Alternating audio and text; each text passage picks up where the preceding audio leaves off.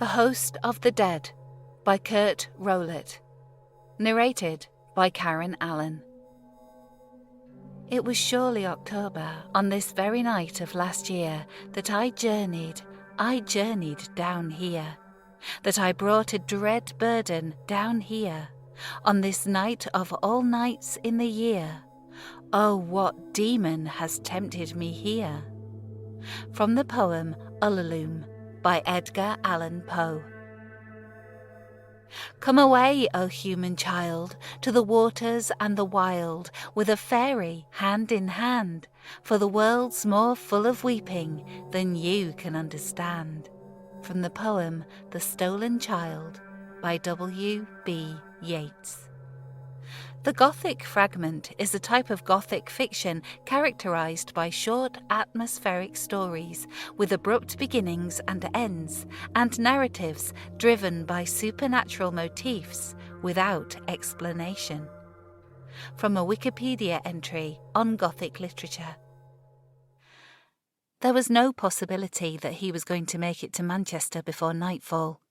He had been walking since early morning, but a serious misjudgment of his own ability to work his way on foot over the rough terrain of the desolate moor was slowly dawning on him. Added to this realization were the twin burdens of his backpack and the lingering sadness he felt. The pack was a problem because it slowed his pace, though he knew it was a necessity, as the things that it held were vital for the difficulties he faced on such a long hike.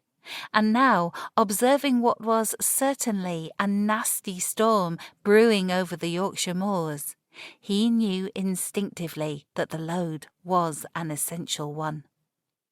The other burden was his emotional state, a persistent unhappiness, something intangible that he was finding to be just as difficult to carry around. It was there as a weight on his heart and mind, not unlike a load in any pack.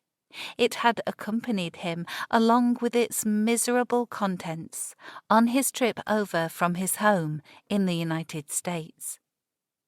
He was relying on the backpack to make his journey less difficult, and he bore that burden willingly. The other load was something that he was hoping to lose by increments on this hike through the glorious English countryside. Catharsis, he thought to himself as he continued along the hiking path. Both of those factors were unquestionably parts of his present problem, and both created their own particular kind of difficulties.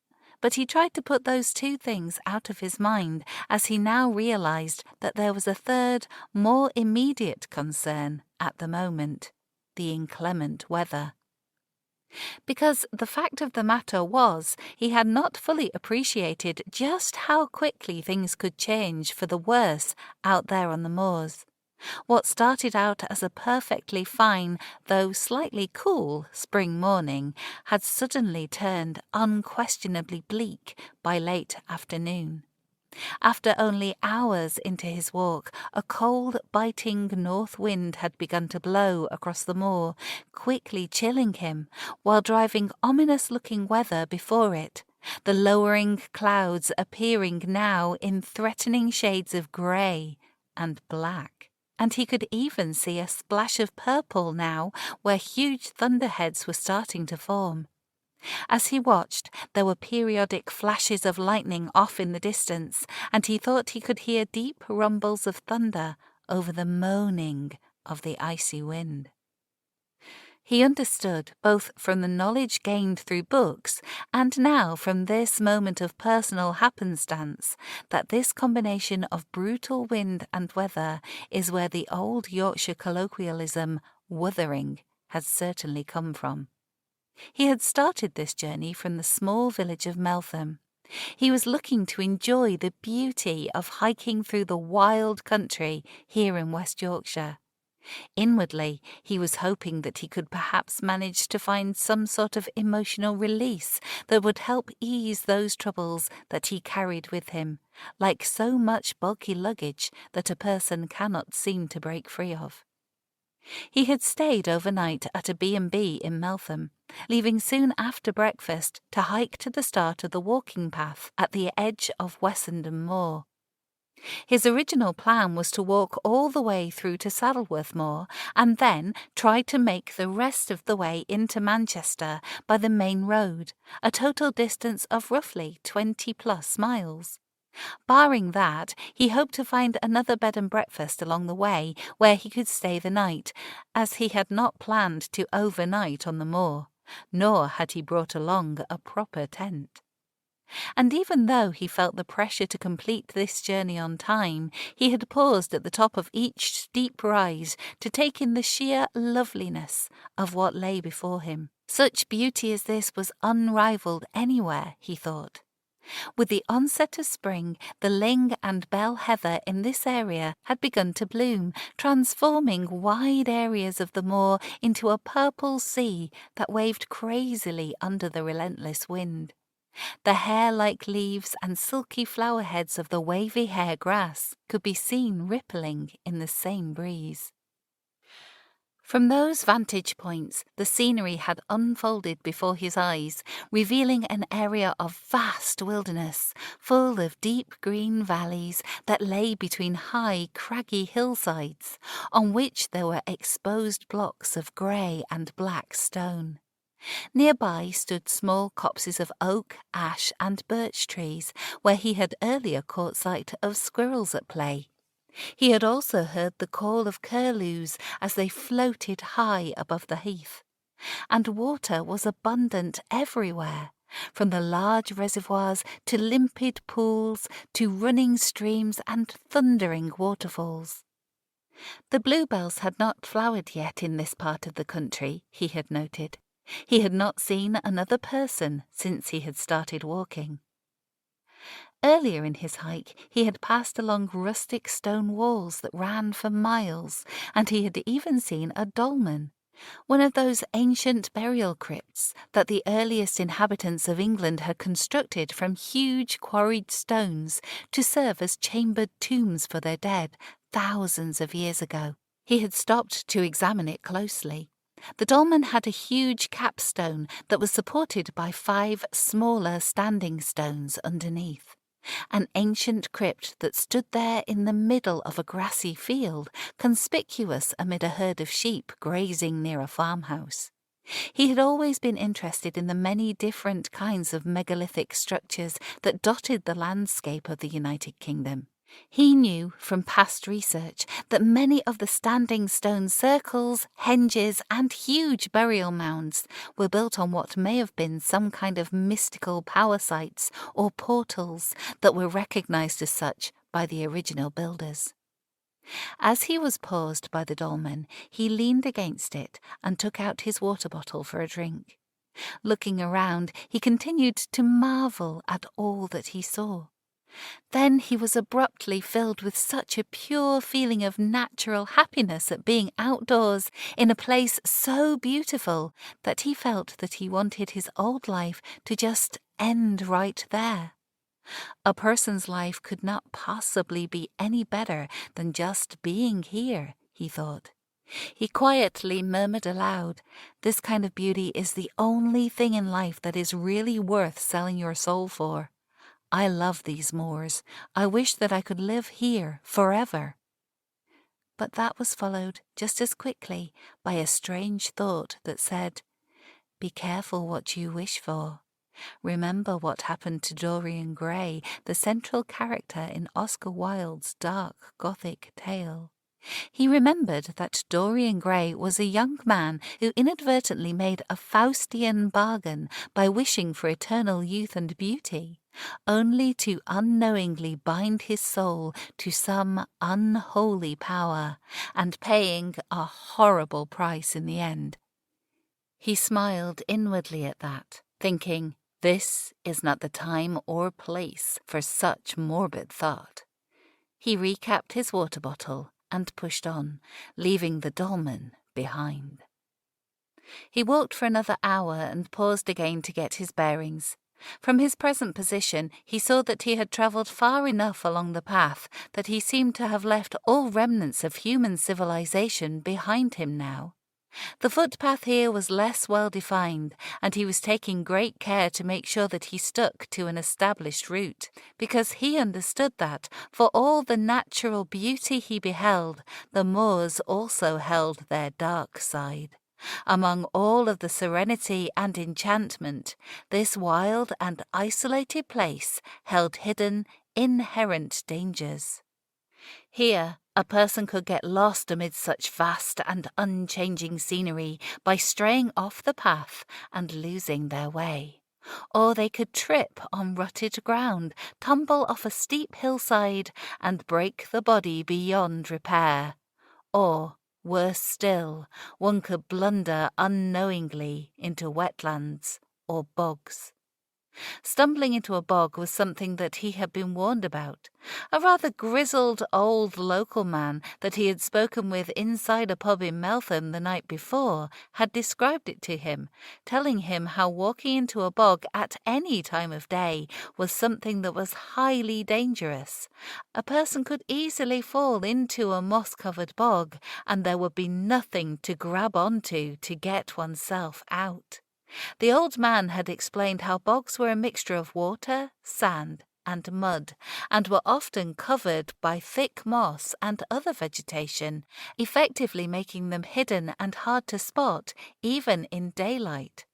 And, he continued, they acted the same as quicksand. Once caught in the bog's grip, you would slowly sink until you drowned. Aye, the old man had said in his broad Yorkshire accent, them moors can be reet ruthless, mate. If weather don't get you, bogs will. Not something to be faffing about in, specially in dark. And on a more paranormal level, that same old man had also bent his ear about the moors being a historical land of the fae folk. And what he described was definitely not that of the sort of homogenized Walt Disney cute little winged pixie girl types. Rather, he spoke of it as a place that was full of dreadful spirits and ghosts, malevolent fairies, vile hobgoblins, and other rare and unearthly things. He spoke of these as amoral beings that folklore held could either be helpful or harmful to humans. Helpful where, in some occurrences, people who found themselves in danger were given assistance by the fae folk. Harmful, as in succumbing to some sort of strange enchantment that would result in an unwitting person being taken away, abducted into the fairy realm, sometimes forever. Worst at lot is the Slua na Marv. They'll steal souls of any they happen upon, but have a rare hanker for them which think they know their own heart's true desire. Nasty work, the Slua. We call 'em night watch round here, he said, and took another sip of his pint, giving him a wink over the rim of his glass. You can be sure, them moors are haunted. He had listened to this last bit of the old man's banter somewhat dubiously, ascribing that particular part as being merely drunken talk designed to frighten what this old local likely perceived to be just another tenderfoot American solo traveller. Or, as he more firmly suspected, simply to just be taking the mick, as it was commonly known in those parts. He had humoured him, but had consciously chosen not to take the old man seriously. Hearing all of that about fairies and hauntings had made him recall something that had happened to him once, years ago, when he was a much younger man. It was in 1987, back when he was living in a rented house in Atlanta, Georgia, along with 4 roommates. They had lived there for just over a year, and during that time there were several experiences with what they later became convinced was an actual ghostly presence. That experience had thoroughly convinced him that there really was something to the whole subject of ghosts, and afterward he no longer dismissed similar stories that he heard from other people quite so easily.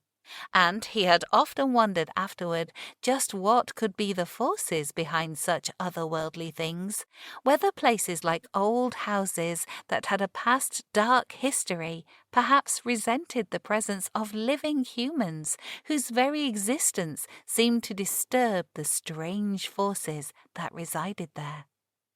Still, fayfolk, elves, ghosts, and bogs aside, all of this enforced the idea that such beauty as was found on the moors could be deceptive, and he reminded himself to view it as both refuge and threat. All of these dangers were on his mind as he hurried to complete this part of his hike before nightfall, and especially before the impending weather hit. As he continued to move along, he had begun to feel somewhat disconcerted by the general bleakness of the area as it had been transformed by the coming of the storm, because there was now a kind of heaviness in the air, and the wind continued lashing hard enough to make him struggle to keep his balance during the stronger gusts. And the smell of the oncoming grain was on the wind. Part of an Emily Bronte poem, one that she had written about the Yorkshire moors, popped into his mind, and he repeated the words in his head. The night is darkening round me, the wild winds coldly blow, but a tyrant spell has bound me, and I cannot go. He shifted his pack to a more comfortable position on his back. He thought to himself how the complete aptness of those words, particularly to a man who now found himself trapped in an increasingly more concerning weather situation on the moor, seemed almost uncanny. His deep appreciation, no, let's call it what it really was, his absolute love of English classic literature, particularly that of the Bronte sisters, was, in part, the reason why he had chosen to venture here in the first place. It was through his reading of the personal experiences and rich imaginations of such Gothic writers as the Brontes that this landscape came to be so romanticized in his mind. And for most of his life, he had been attracted to that particular kind of darkness. That was partly because he understood that he had always felt lonely. But he also had come to realize that he actually found a kind of solace from immersing himself in the haunted misery that those authors wrote about. He had always felt such a strong attraction to all manner of things that others might think of as morbid, even ghoulish. Emily Bronte was the spinster daughter of a minister, but seemed to have possessed the heretical soul of a pagan, an attribute which he identified with mightily. History has referred to her as the mystic of the moors, and it was not lost on him that it was something more than just a little bit ironic that he had allowed himself to fall in love again, only this time with a woman, Emily Bronte, who had been dead for 176 years. Maybe that wasn't really irony, but rather was something quite telling about himself personally, more on the lines of, what, representing some sort of risk-free relationship. But it was the only type of situation left where he still felt safe enough to give up his heart. Here, deep out on the Yorkshire moors, was where Charlotte Bronte's Jane Eyre had been raised on the tales from her nanny of fairies and fayfolk, those strange creatures who made their homes on the moor, the place where she had often gone to think and to examine her innermost thoughts and feelings, where the ghosts of her characters, Helen Burns or Bertha Mason, might wander as materialized beings or thought forms for all eternity, and the place where Jane had fled to from Thornfield Hall, from Edward Rochester, to wander in the night without food or shelter, sleeping out in the open, and nearly succumbing to the elements. It was that last thought that made him quicken his pace a bit more. Overhead, the sun was now completely blotted out by grey-black clouds that were racing before the wind, and the smell of rain had again reached his nose. Lightning flashed, and more thunder rumbled, echoing across the moors with a discordance of sound like that of many giants pounding on huge concert bass drums. The storm is fast descending, and yet I cannot go. Not exactly the most encouraging prose to bring to mind at the moment, and certainly not while in such a situation. He thought to himself how Emily Bronte, often referred to as the strange one of the three Bronte sisters, had portrayed the moors as being desolate, unforgiving, and even haunted. Perhaps, he told himself, I ought to ignore such bleak poetry and what the old man in Meltham had said about the Fey folk, and instead keep in mind his warning about the bogs. Yes, he would instead try thinking of himself in a more valiant light, perhaps as some sort of primitive and wise druid pilgrim strolling along an ancient ley line through the moors on his way to Stonehenge, a path that would eventually lead him to the realm of the good people, perhaps even to Oberon himself. Yes, that was much better. Still, one did not need to be a poet or a folklorist to feel the strange ambience of this place, impending storm or not. The moors seemed to be able to generate many varied emotions from a person: exhilaration, loneliness, yearning, expectation, and there was a definite impression of an unrepeated quality, that of nostalgia, dreams, and yes, even a hint of the possibility of things living there without form or name. Like the Fey folk, he thought.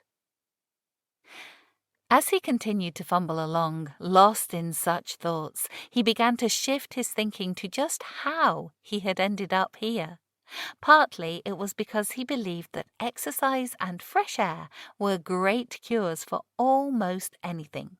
He had already explored many of the great hiking trails that he had cared to try in the rugged mountains of the Pacific Northwest in the United States and British Columbia. What he had really wanted was a change of scenery as much as anything else. He had chosen England, and more specifically, Yorkshire. But, he reminded himself, there was the why of his being here too. That answer was, he understood only too well, because of failed romance. This trip was part of his attempt to distract himself from lingering bad memories and pain. As he continued to mull it over, he thought how his last failed relationship was where he had learned that a single mistake can cost you everything that you ever worked for, fought for, or had built your life on. About how sometimes the one you love can bring about your own downfall. And while it was certainly a love story, it was one that didn't have a great ending. And definitely one where mistakes were made and lessons were learned, heavy ones that he now carried with him. Even now, he found himself hesitating to call falling in love with someone a mistake.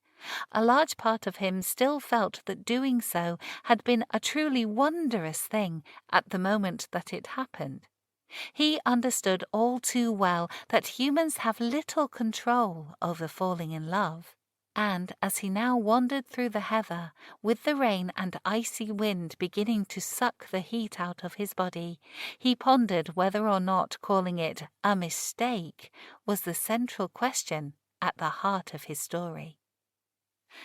But as he continued to pick his way along over the rough ground through the worsening storm, he knew that his tale was one that contained multiple conflicting elements, those of found love, intense passion, rude awakenings, love rebuked, and finally to that of personal suffering on a level that he had never experienced before. There was no hero or villain in the story. He had learned that one way or another, passion makes fools of us all. Her name was Dolores, Dolly to her most intimate acquaintances, and he had loved her like he had never loved another person. She had been incredibly smart, generous, fun-loving, compassionate, had eyes like Elizabeth Taylor's, and had a natural beauty that didn't require her to apply any makeup or to overly adorn herself. He had been instantly attracted to all of those attributes. For him, it was a recognition that said, I'm never going to feel the same way about anyone else. And perhaps most importantly, he had sensed all of the vulnerability in her, her inner fragility, and that had instantly awakened in him the innate primal protectiveness that he felt toward all women. Only, in that instance, so much more so. And then there was this strange reaction that he had experienced with her natural body odour. It was something that he would have been too embarrassed to tell anyone about, but it had been a very real thing for him. He had been drawn to her smell on some sort of genetic level, like an animal response. Just catching a whiff of her natural scent would instantly arouse him, not simply in a sexual way, but as something much more primal. He had read somewhere once that pheromones drive this sort of chemical reaction in humans, the same way that mothers are able to distinguish the odour of their own child from that of others. He didn't understand the science behind it, and such a thing had not ever happened to him with any other woman. Yet that unusual response occurred the very first time he met Dolores, when he had sat down next to her in a crowded room full of people, and he had caught a whiff of her bodily scent. It was something like love at first sight, but instead was based on some form of olfactory chemistry that incited an emotional effect in him. Reflecting on this phenomenon much later, he actually thought of it as something disquieting, as if it was a force that could control him on a deep level against his will, an enchantment of a kind that essentially rendered him somewhat powerless. But now, in hindsight, he realized that, from the very start, he had very much been naive to just how unfavourable the conditions were for the future of their relationship. They had both been married to other people, you see. But, and there's always a but, he had learned far too late that he was not at all emotionally equipped to deal with such a relationship. He was well aware that the past can be a very strange place to wander through. It is a place where you navigate by memory alone, perhaps while wondering if you are just being nostalgic for something that was never actually there, that the person that you had loved so fiercely was in fact just an illusory entity whom you had created in your head, one who had never really existed at all. That final thought was one which had caused him to not trust himself so much in certain areas anymore.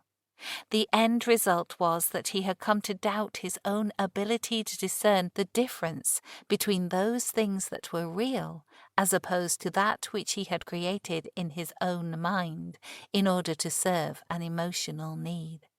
He wondered if he had become an unreliable narrator of his own past. And perhaps even worse are when things that you thought were mutual and balanced turn out to be mostly one-sided, he thought. While he himself knew that he had indeed been in love with her, near the end he had harboured real doubts about what had been truly going on in her own heart. And when it was over, really, truly over, the sense of betrayal he had felt had been very real. And in spite of the love she had professed for him at the beginning, he realized that for her it had likely only been about the sex all along. That had been just so completely disappointing to him, and he had felt the rejection intensely. For the first time in his life, he had known what it feels like to have been thoroughly used, to have been demeaned, objectified. Still, the passion he had felt for her remained long after the romance had ended. One of the central reasons why he had fallen so hard for Dolores was because she had made him feel seen for the first time in over 20 years. He had spent many years prior to that feeling almost invisible, even though he had been married during that time. He and his wife had certainly had their own separate issues. Dolores had seemed to have been the answer to a question that he didn't even know he needed to ask, but he had allowed himself to become blinded. The truth was that they were always doomed for failure. After 18 months together, he finally began to understand, with an all too terrible clarity, that they were never going to run away together, grow old together. They both had solidly entrenched separate lives, and nothing was going to change that, no matter how great their passion was.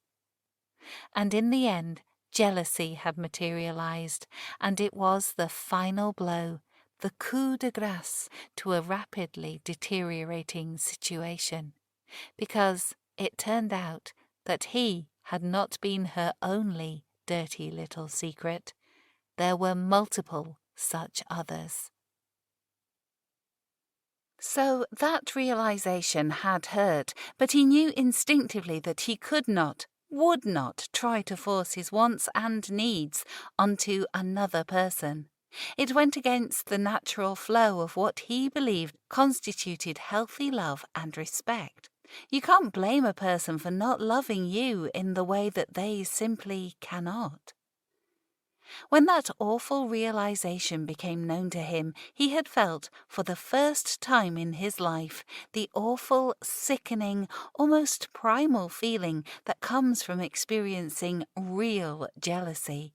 And he came to know it to be an absolutely horrible thing, something that had left him totally miserable, heartsick, and angry.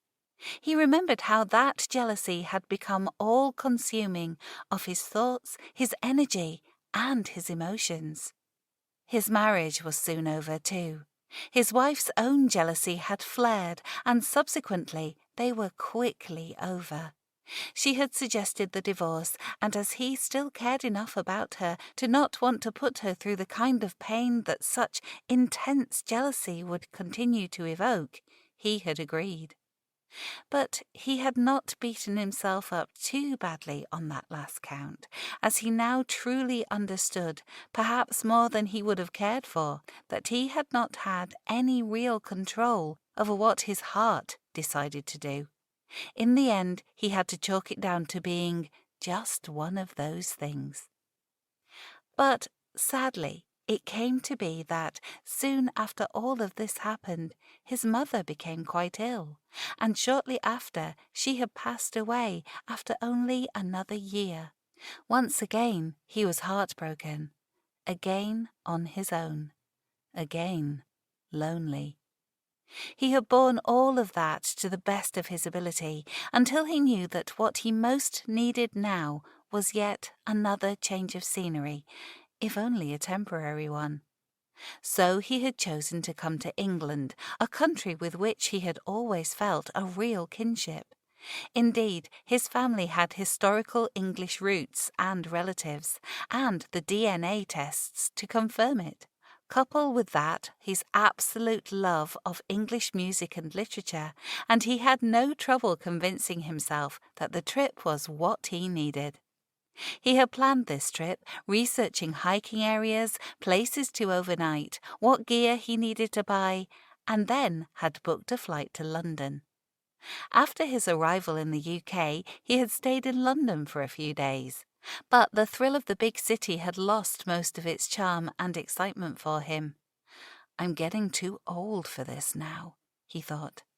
So he had bought a train ticket to Meltham, took a taxi from the station when he arrived, and then had booked himself into a room at a lovely little B&B. The very next day, wanting solitude more than any company or diversion to be found in the town, he had started out on his walking trip across the moors. He stumbled on a rock in the path, nearly fell, and that forced him out of his thoughts and back into awareness of his present situation. He had not been looking down at his feet as he picked his way over the rocky ground, and then he had felt a moist, cool breath of wind on his cheek. Soon after, the first drops of rain had begun to fall, big drops that splattered noisily on the rocks and the heath. He stopped and put on his raincoat. He shivered and thought that it was the spirit of the north wind that truly roamed these hills, lying in wait, always ready to pounce on an unwary traveller such as himself. He was getting colder, and his teeth were even beginning to chatter. Off in the distance he saw a flock of birds flying with the wind, likely headed to some shelter from the impending storm.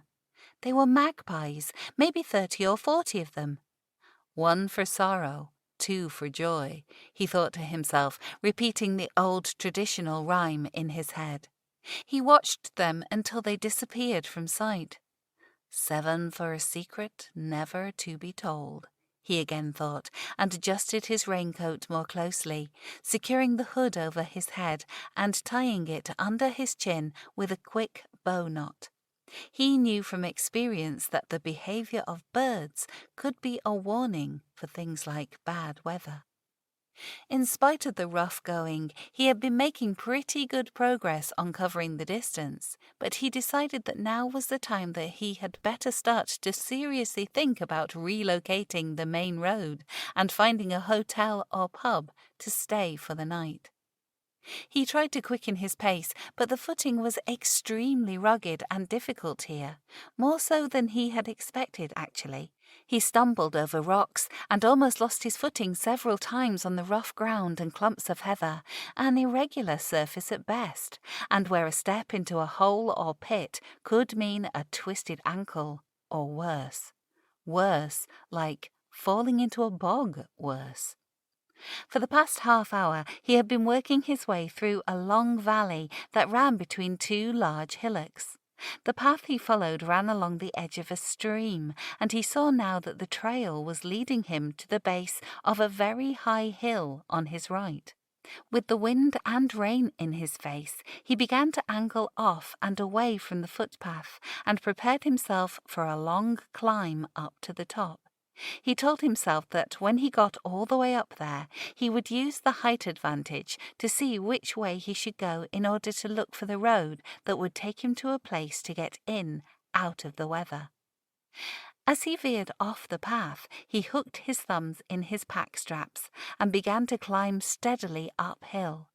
The valley was aligned roughly east to west, and he was climbing up the hillock facing northward, the slope of the hill shielding him momentarily from the full brunt of the wind.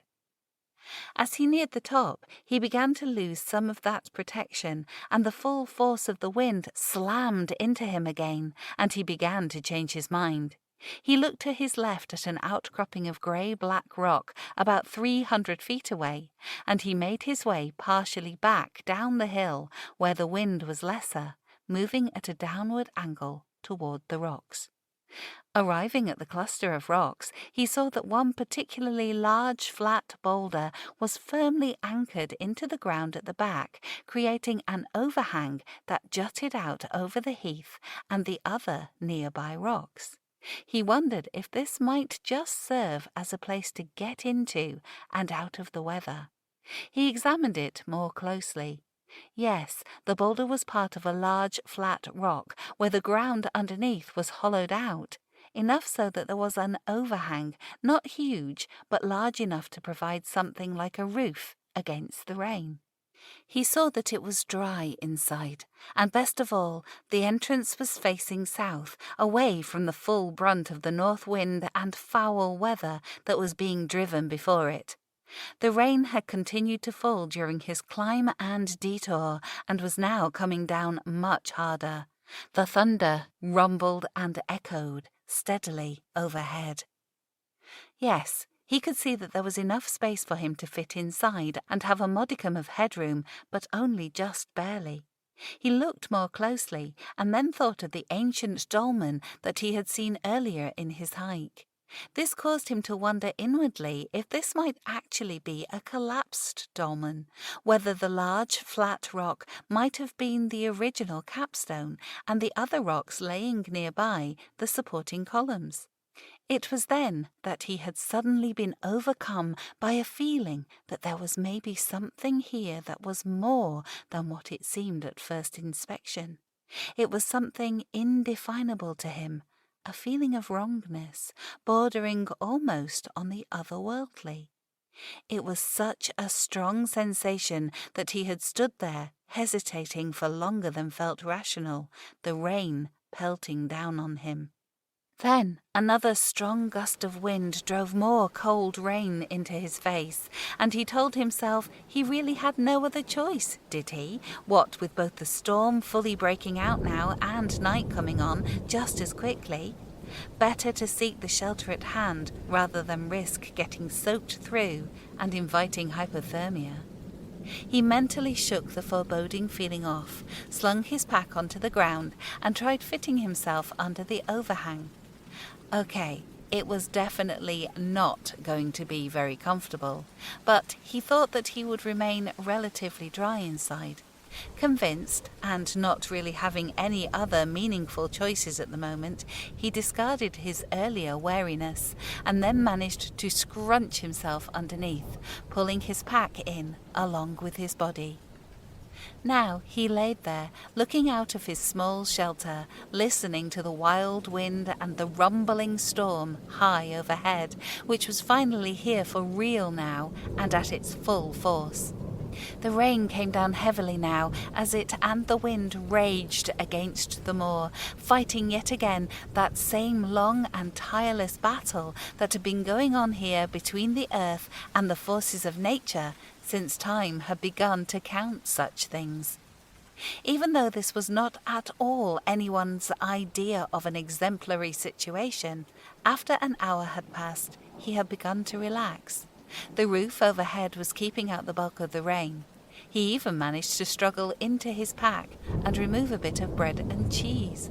And he lay there, propped up on one elbow, eating, listening to the storm, and taking the occasional sip from his water bottle. Now feeling more at ease, he again allowed his thoughts to wander. What was the strange reaction that he had felt when he was first considering this place as a shelter?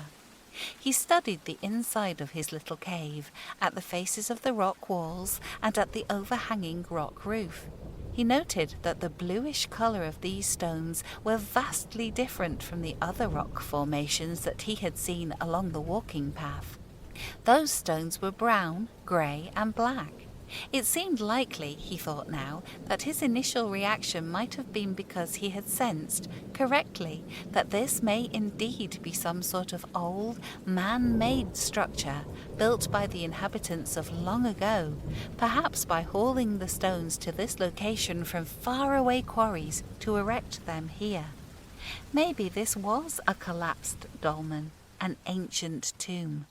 The thought of that was not exactly comforting to him, but he again reminded himself that it was the emergency of the storm that had forced him to take what shelter he could find. He decided he would have to take comfort in that. The sound of the moaning wind and driving rain outside reminded him of the simple reason why he was here, anyway.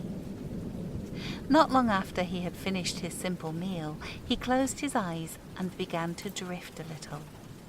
But as he began to feel sleep approaching, his mind again turned to the idea of his shelter being a dolmen, a tomb, and he began to liken being wedged here under the rock overhang to something like being buried. That, in turn, made him recall a line from a song, "Suffer Little Children," by the English rock band The Smiths. Over the moor, Take me to the moor, dig a shallow grave, and I'll lay me down. He shivered a little at the horrible thought that lyric evoked, and then he could not help picturing himself dying in a place like this, lying there alone, to remain here undiscovered for days, months, years, centuries. He tried to think of more pleasant thoughts, but still the feeling the song had evoked persisted. We may be dead and we may be gone, but we will be right by your side. You might sleep, but you will never dream. He shifted his weight around, trying to find the most comfortable position. The ground under the shelter was not solid rock, and having the pack under his head served as a pillow. He covered himself with a small ground cloth that he had brought along. It was waterproofed on one side, and the other side was covered with a soft fabric. It would help to keep the small amount of rain off of him that the wind blew in occasionally, while also serving as a blanket. Then, belly full, feeling somewhat safely ensconced, and lulled by the sounds of falling rain and the moaning of the wind, his eyelids grew heavier. As he often did when he sensed that his mind was beginning to drift toward sleep, his thoughts once again turned toward Dolores, and yet another song lyric from the Smiths came into his mind. Last night I dreamt that somebody loved me. No hope, no harm, just another false alarm. How terribly apt is that, how completely accurate, he thought. But, as always, when thoughts of Dolores crept back in, along with the similarly disturbing, intruding thoughts of his failed marriage, his deceased mother, he tried to block them all out. He realized just how much he continued to be haunted by those thoughts, how the poison continued to seep into the wounds. Still, he allowed the rest of the song to play inside his head. Last night I felt real arms around me. No hope, no harm, just another false alarm. Thinking of those words and listening to the wind and rain, he had eventually drifted off into uneasy sleep. Sometime around 3 o'clock in the morning, he woke up and, strangely, felt a sense of alarm. He could hear that the rain had stopped, and, looking out through the cave opening, he saw that a thin grey mist now lay close to the ground. But it was a sense of fear that had woken him up. He continued to peer out from beneath the overhang of the rock, and to his amazement, he saw what at first looked like a dim light dancing around down in the valley, way out on the darkened moor. He watched it as it moved around, fascinated, seeing now that it was some sort of luminous yellow-orange light. It looked almost like someone was out there, walking around, swinging a flickering, old-fashioned lantern from their hand. Could that actually be somebody out walking on the moor who is lost? He thought to himself in amazement, and his first impulse was to yell out. But something stopped him, some abrupt feeling of new dread. He realized that it was his fear. He had become overwhelmed with a deep sense of alarm and realized that he was too scared to attempt anything, and instead cowered back deeper into his small shelter while continuing to peer out through the overhang. He watched as the light began to grow brighter, nearer, gliding around with no discernible pattern. The light would appear in one place, glimmer and bob for a few moments, and then just disappear completely, only to then instantly reappear, but now hundreds of feet away from where it was last seen. That's impossible, he thought. It can't be a person. He had observed this, quite amazed, and still feeling that sense of fear for what felt like half an hour, until finally the light begins to move away until it was out of his sight. He continued to watch for about 15 minutes longer, but the light never returned. Just some trick of the eyes, he thought. Maybe ball lightning, or what he had heard called a will-o'-the-wisp, or a ghost light. He had been amazed at the light, and definitely a bit scared. Seeing something as strange as that while alone out here in the middle of the moor at night was unnerving. He had heard of such things before, and now remembered a story that a friend of his once told him about a similar phenomena that was local to his friend's tiny little hometown of Surrency, Georgia. That story was about something that the locals called the spook light, a weird glowing orb that would sometimes appear along the same stretch of the railway line where it ran through the swamp in Surrency. His friend had related to him how one time when he was out on the track at night, the light appeared several 100 yards in front of him, hovering over the railway. He described it as a very bright golden yellow light about the size and shape of a grapefruit. And when he had tried to approach the light, it began to move toward him until it suddenly blinked out, only to reappear directly behind him. Then, finally, just disappeared from sight completely. Local legends held that the Surrency light was a corpse candle carried by the ghost of a dead railway worker who had been wicked during his life. After he had died, the devil had given him a lantern with a single candle inside, which he used to lure the unwary to drown in the nearby swamp. Remembering that story, he thought to himself that the light that he had just seen on the moor was very similar in nature to what his friend had described. He inched back into the shelter, wedging himself in as far as he could, and pulled the groundcloth back over himself. And, though he still felt an uneasy sense of something like real foreboding, he eventually fell back to sleep. But his sleep was troubled, and then he had been dreaming that he saw something else out on the moor. Not another ghost light, but instead what looked like the pale figure of a young woman standing about 20 feet away, just outside of where he lay in his shelter. He stared at her from under his rock. She looked almost luminous under the pale moonlight. Or was that a trick of the ground mist? She was just standing there, silent and still. But now she was moving, coming closer, nearer to where he sheltered. No, where he was buried in an old tomb.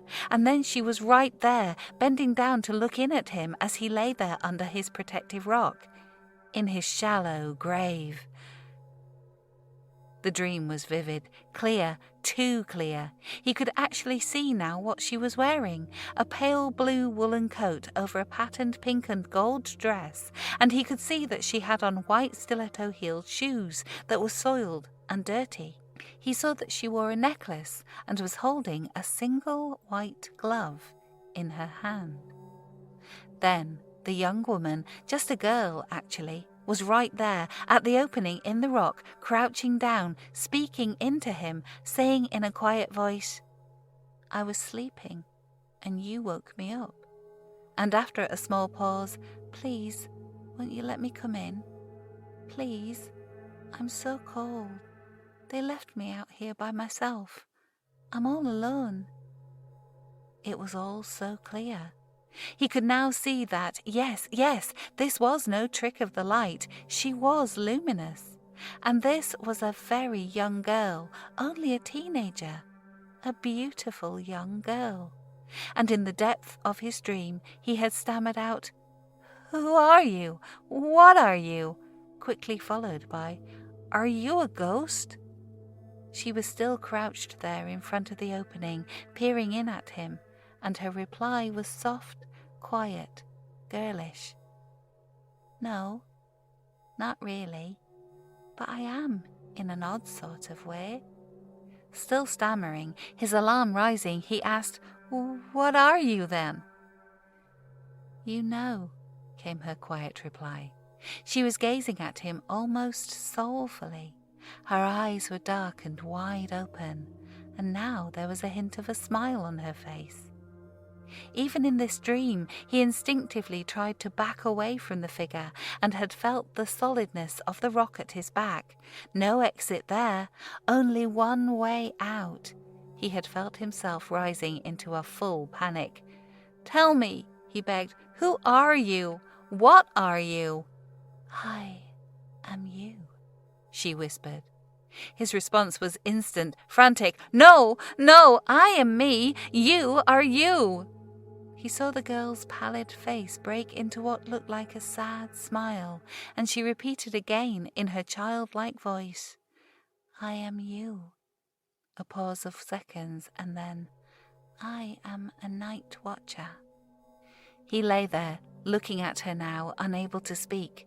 Her skin was pale, colourless. Her eyes were opened wide, looking directly into his own. Then she had reached out and placed a white hand on his bare arm, and he felt its icy coldness. He had jolted awake with a startled scream on his lips, striking his forehead a sharp, glancing blow on the rock roof above his head, and then he frantically scrambled to get out of the shelter. Now he stood outside, shaken, looking wildly around. Nothing, no one. The moor was empty. Gone. The girl was gone. There was no girl. And he had stood there, agitated, breathing hard, trying to make himself wake up, seeing now that the first light of dawn was visible in the eastern sky. He was trembling, as much from the early morning chill as from recalling the vivid dream that had woken him up so violently, the awful touch of that icy, ghostly hand. His body felt bruised, achy, and stiff from lying on the ground in the cramped quarters, from the bump he had just taken on his head. He shivered again, feeling cold sweat on his forehead and arms. He had felt it. He had actually felt her touch his arm. "Last night I felt real arms around me." "What the hell is going on with me?" he thought, only for that to be followed by a kind of internal, hysterical voice, one that started to explain things in simple terms. "Okay, yeah, let's see now. First you woke up and saw a weird dancing light out on the heath, which might have been a ghost light, no problem. And then, what? Yes, you fell back to sleep again and dreamed that you were buried in a hole under some rocks on the English moor, which may have actually been the remains of an ancient burial tomb. And then the glowing ghost of a well-dressed young waif of a girl was talking with you and wanting to climb into your hiding place to get warm. That's all. That's it, Chief. Yeah, nothing to worry about there, pal." "I was sleeping, and you woke me up. I am a night watcher." Telling himself to get a grip, he stood there for a long while, trying to regain his composure. He saw a few dull stars overhead, and that yesterday's sullen sky and foul weather were gone, having been replaced by the wispy white ground fog. He remained outside for almost an hour, trying to pull himself together. He could not shake the feeling that something significant had been shifted here, as if some sort of key had been inserted into a strange lock and twisted. Finally, he had collected his things, taking a last look at his rock shelter, still feeling disoriented and very upset. Then, in the dim light of the early dawn, he shouldered his pack and started to move across the moor, more quickly than he had before. Perilous bogs and sprained ankles be damned, his mind in a kind of daze that stayed with him for a long time. He needed to find the road. To his great relief, he soon crested the top of a final hill and saw that, just ahead, there at last was the proper asphalt roadway. One that ran right through the centre of the moors, a safe, solid road that he hoped would take him all the way into Manchester. Feeling relieved and thankful, he had set off for the road. Reaching it, he climbed over the low fence and stepped onto the asphalt shoulder. He began walking at a good pace, despite the stiffness in his body from his restless night in that cramped cave on the moor. Not a cave. It was a dolmen, a tomb, a grave, the hysterical voice again tried to tell him. He felt a strange sort of energy that seemed to be propelling him forward, something inside that was urging him to put distance between himself and that strange place on the moor. His brain was still reeling, the way an opium habituate must feel on the third day after the laudanum has run out, like he had been injected with a black poison and was now in some sort of surreal film. All ghosts are supposed to slip away with daybreak, but he felt something spectral was lingering here. The words of the old man in Meltham came back to him again. "You can be sure them moors are haunted." He was now quite unsure about everything. No, he had not taken the warning seriously, he thought to himself now, and at this time it wasn't the hysterical voice speaking, but rather one of cold, sober reasoning. Yes, his past experience had convinced him that phenomena such as ghosts might be possible. But in his mind, those things only happened inside creepy old houses. Or, the hysterical voice spoke again, to those who did not heed warnings, followed by, or to those who disturbed graves. He tried to shake off those last two thoughts. Enough, it's just my nerves, he thought. Only my nerves, because of the weird light I saw last night. And the other thing, that girl? No, that wasn't real. It was a crazy dream. I just need food, rest, and a decent night of sleep. He quickened his pace over the asphalt. The ground mist had now turned into a thick, swirling fog that only served to contribute to his sense of disorientation and unease. He had been walking along the road for only a short distance when he finally saw what looked like a structure looming out of the fog up ahead and to his left. The building was situated at one corner of what he could see was a crossroad, back about 50 feet from the asphalt and with what looked like a wide parking area between the building and the roadway. No cars or people were to be seen there, and he grew doubtful.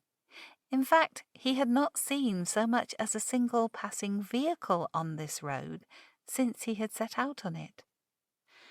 Through the fog and mist, he could see that the structure looked quite rugged, but had been solidly built with limestone in the same style as that of other Georgian architecture he had seen in England, and that on top there was what looked like a grey slate-tiled roof.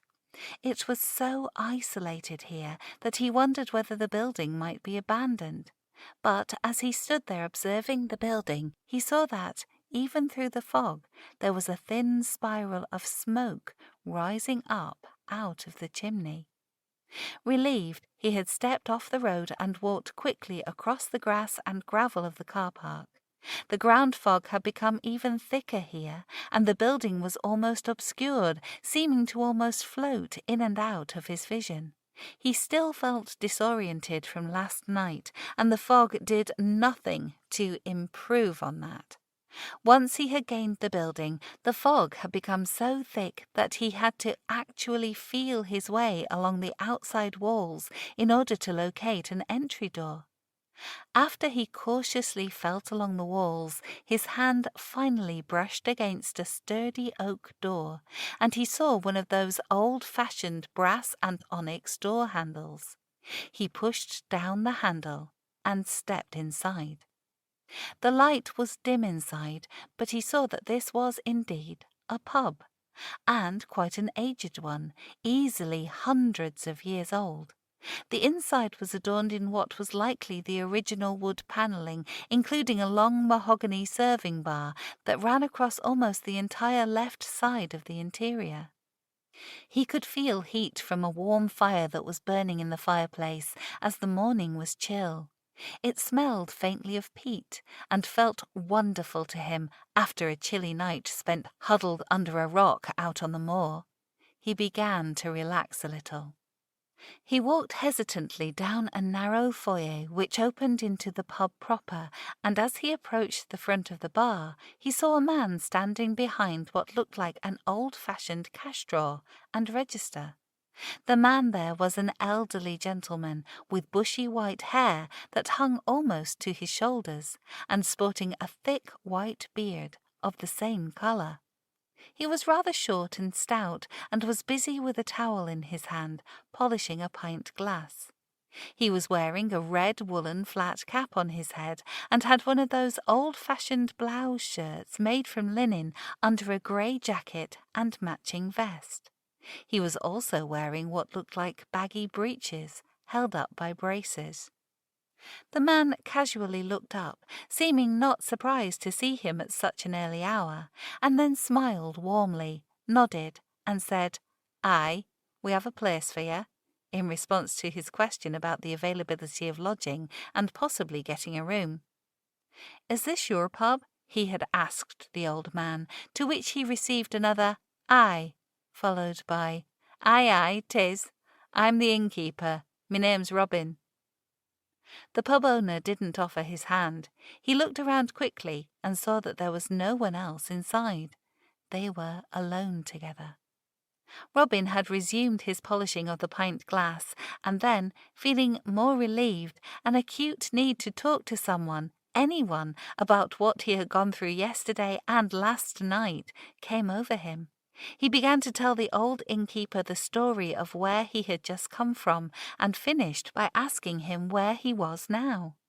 Robin listened as he continued his work, and when the question was asked, his reply was quiet and even in tone, saying, "Well, you've just come off Saddleworth Moor, off the moor proper, mind you, and this here pub is situated on the same ground." Robin was looking at him now with a cocked eyebrow, as if urging him to continue, and even more relieved to actually have someone's ear, he breathed a bit easier. He took off his backpack and lowered it to the floor, and then began to unload with his story. He proceeded to tell Robin about his journey from Meltham, the sudden, terrible storm, and the unusual place where he had been forced to shelter for the night. And while he had been hesitant at first, he then proceeded to also tell him all about the weird dancing light that he had seen out there in the dark, only choosing to leave out the part that included the dream about the strange girl.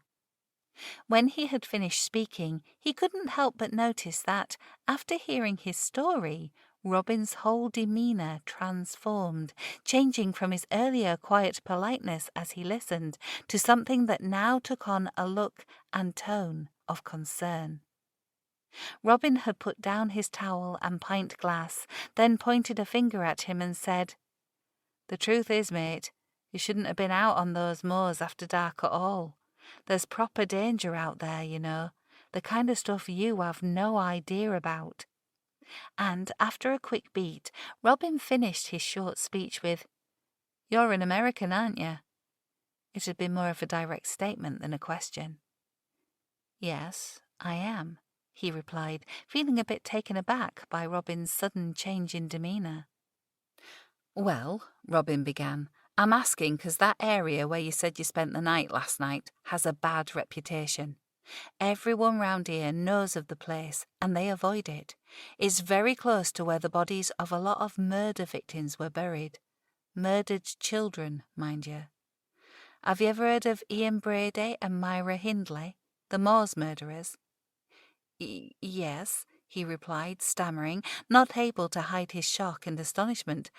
"I've read about those murders, but I certainly had no idea where the victims had been buried, no." "Right," Robin continued on. "The very first victim of Brady and Hindley were a young lass, only 16 years old, named Pauline Reed. She were brutally violated and then murdered up there on Saddleworth Moor, and then she were buried right where she'd fell, in the heath, in a shallow grave up there. And, judging by what you have told me, I'd say was pretty close to where you said you holed up for the night." Robin paused and laid down his towel to pick up another glass and said, "And that girl you saw last night, was her ghost.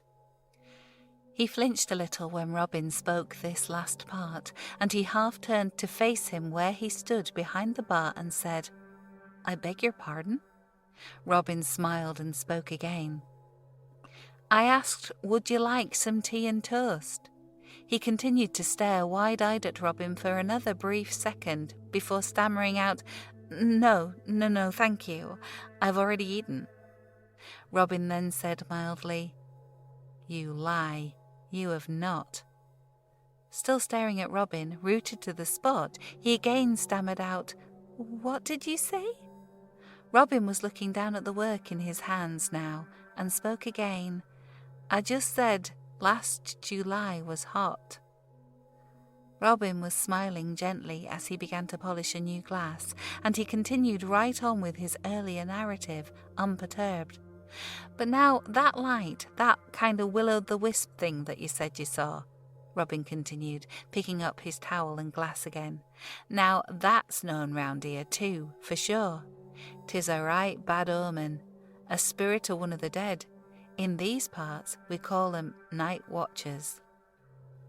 And as he finished saying this, he noticed that there was now this curious little smile on Robin's face. And then he had felt something truly strange. He sensed that this man somehow knew what was really in his head, and it gave him the same kind of foreboding feeling, the same sense of uncanniness he had experienced when he had discovered that little hollow in the rocks out on the moor. "Who are you?" "I am you. I am a night watcher." And then Robin was saying, "What I'm trying to tell you is, you shouldn't have gone mucking about out there on them moors, not if you don't want to stir up the wrong kind of trouble, the wrong kind of things. Are you getting my drift, lad?" Robin was looking at him again, only now his small smile had been replaced with a neutral face, and he also saw that there was an intensity in the old man's eyes, his grey eyes, that spoke more than any words could. And even though Robin's accent was broad, he had noticed now he had put a real emphasis on the word things when he had spoken it. And hearing this, he again remembered the warning that he had been given by the other old man in the Meltham pub about the fey folk and weird creatures of the night who roamed out on the moors. "Them moors are haunted." And that made him think suddenly of the ghost girl from his dream. But his thoughts were interrupted as Robin had begun to speak again, now almost sounding condescending, like he was explaining something to a child. And his accent had changed too, losing its regional Yorkshire lilt, now sounding more proper, almost scholarly. Robin had walked out from behind the bar until he was standing within arm's length to him and began to talk, saying, "Be sure of this. Wherever there is corruption, wickedness, and madness, any of those most base weaknesses and foibles of human beings, certain things are allowed to hold sway over the earth. Places like the moors. These things, they feed off all that, and as a result, are given dominion. And those who are the most unwary," Robin continued, his voice now rising and taking on a more strident note, "the ones who seem to be drawn to such things, the ones who go about stirring things up, well, it creates an almost perfect confluence. You might even call it a corroboration.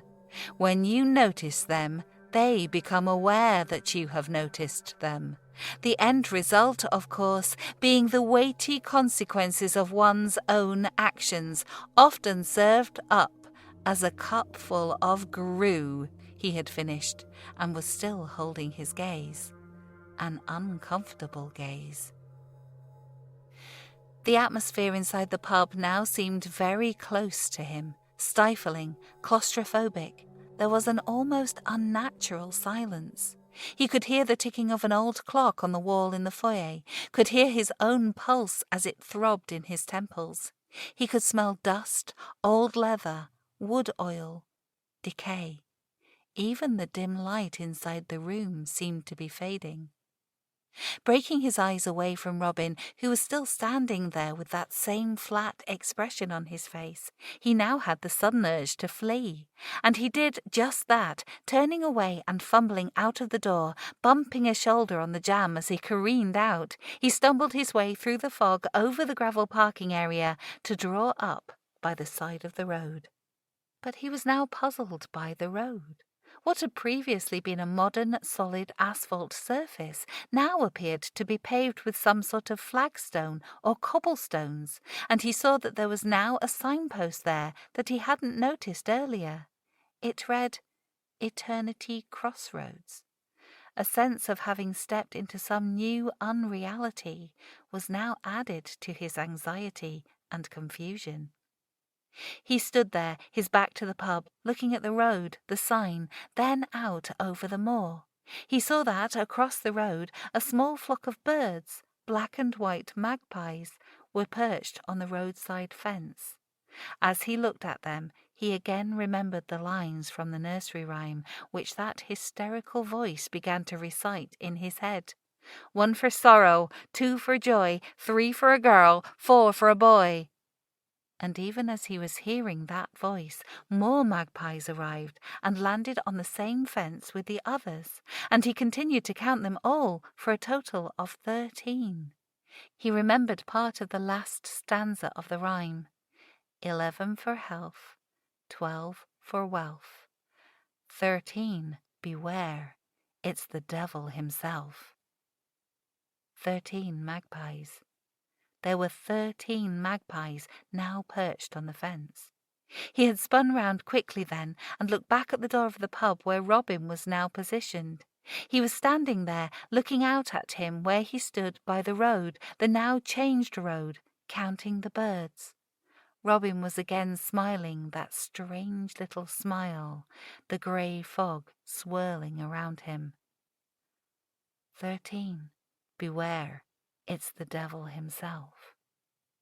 And it was at that same moment that he noticed, for the first time, there was also a signboard above the door to the pub, hanging just above Robin's head, a sign that proclaimed the pub's name in bold type, the Powery Inn. And then, seeing that he had finally noticed both the road sign and the pub signboard, that he finally was beginning to understand, Robin's smile turned into a wide grin, and in a loud, mocking falsetto voice that mimicked a female American New Englander accent, he repeated aloud a stanza from a poem. If I pay the roots of the heather too close attention, they will invite me to whiten my bones among them. Yes, he said when he had finished. Dear Miss Sylvia Plath, lovely, lovely girl. She was entranced by these moors too, Robin said, still smiling. She absolutely fell in love with this place. Wrote some wonderfully dark poetry about the moors, and guess what? They eventually found her dead in her London flat, with her head inside a gas oven. His broad Yorkshire accent had completely vanished now. Yes, she also liked to stir things up. Stirring things up. Just one of those things. The fog had thickened even more, now almost completely obscuring everything around the pub from sight. The magpies were still perched on the fence, their small shapes barely discernible in the fog. They were just sitting there, static, soundless, foreboding. As I am sure you are now quite aware, Robin continued, his voice again neutral, you should be very careful of the people and things that you choose to love, what you wish for, what strange attractions you allow yourself to cultivate. It can all lead you to your ruin, and I know that you lied to me earlier, a lie by omission for sure, but still a lie all the same, about your meeting with young Pauline last night on the moor. You woke her up, asked her questions. Did she give you the answers you were looking for? I was sleeping, and you woke me up." "Who are you?" He was shouting at Robin now, the timbre of his own voice now much higher in pitch. He could hear his fear and anxiety in it, his stammering quaver. But what he really wanted to ask, what he was now too terrified to say aloud was, "And where are we right now, right at this very moment?" The fog had become thicker and thicker, swirling silently, whirling in ghostly eddies. It had brought visibility down to less than 30 feet in any direction. It was in his nostrils, humid, acrid, cloying. The smile had dropped completely from Robin's face, and now they were both stood there, locked in each other's gaze. He tried to drag his eyes away from Robin's glittering, unblinking stare, but he somehow felt frozen, locked in place, in some sort of paralysis, the way prey feels in the presence of an apex predator. He was conscious now that he was forcing himself to control his breathing so as not to begin hyperventilating.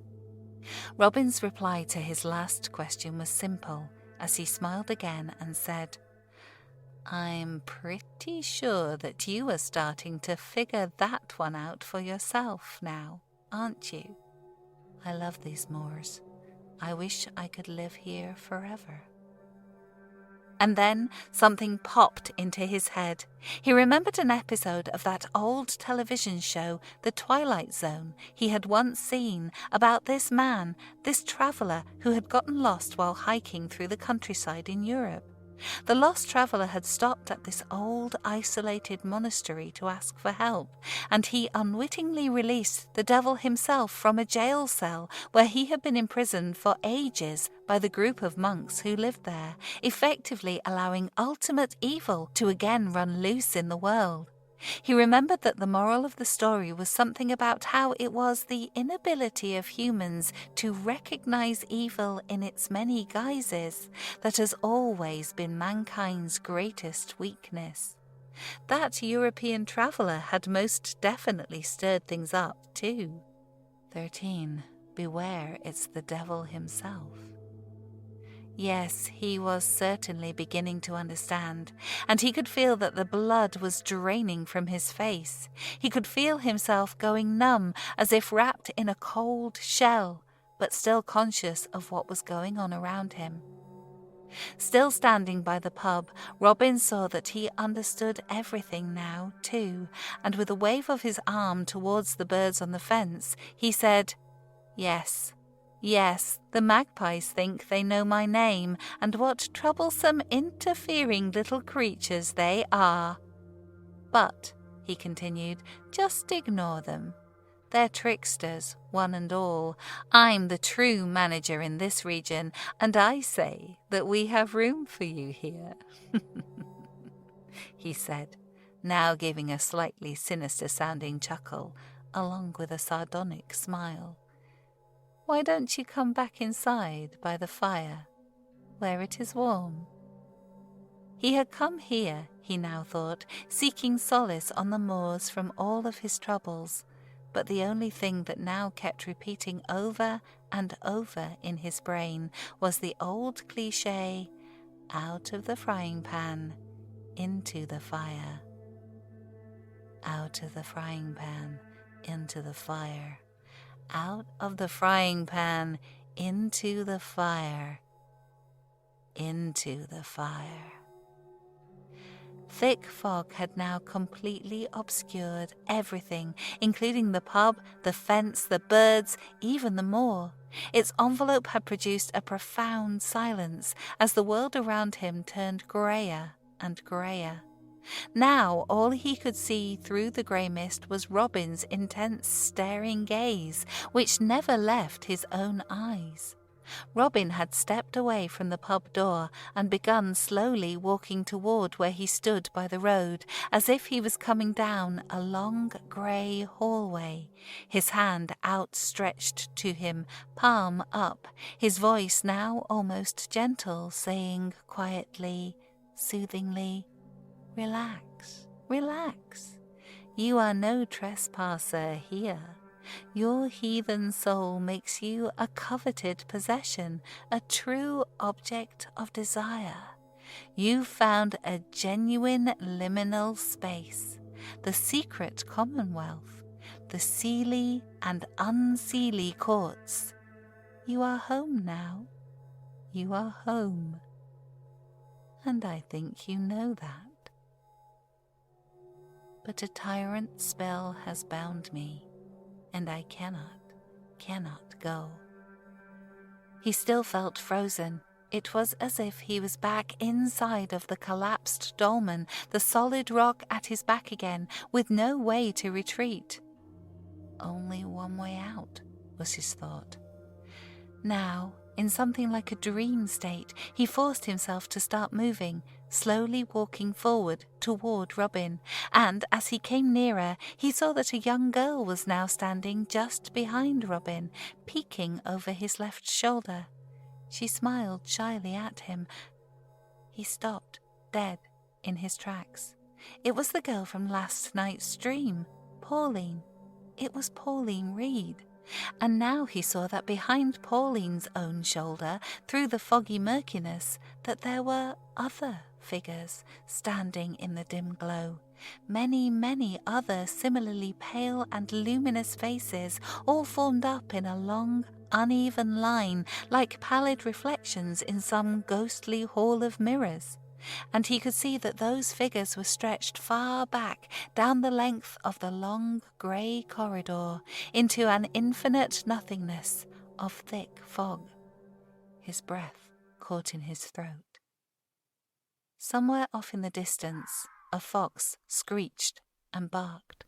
The fog continued to roll in across the moor on silent currents of air, silky breezes that created tiny little ripples on the face of its waters, nudging along the top of its surfaces, elements that have been part of the landscape for thousands and thousands of years. Because the moors are ancient and have always closely embraced its own, even after death. There are many secrets held in its primeval stone structures, inside the hollow pagan burial mounds, in the very ground that holds and guards these and other nameless, dark things, things that are imbued with the compelling power of glamour, things that are captivating, like the night watchers. The end.